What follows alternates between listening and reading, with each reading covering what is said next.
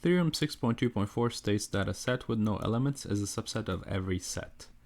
So this means that there's an empty set that belongs in every other set in the world.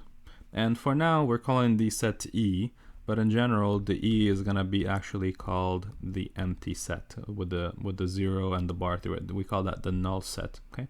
So what we're saying right now is that the empty set is a subset of anything else. How do you prove that? Well, the way we're going to be proving it today is by doing a proof by contradiction, okay? So this is an if-then statement, if-then, and the way we're going to do it is we're going to say proof by contradiction. Okay, so suppose not. What does it mean to suppose not? Suppose not, that means, i.e., suppose that there is a set with no elements. Suppose E is a set with no elements, and A is any set, and also suppose that E is not inside of A.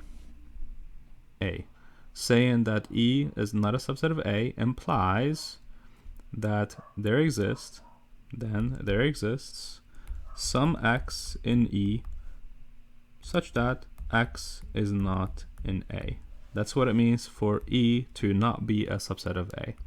But this is a contradiction. Why?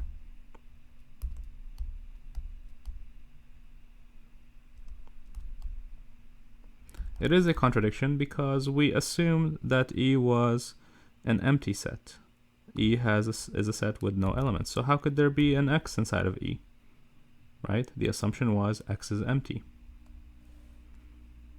So that means our original assumption was false, and that means the theorem is true.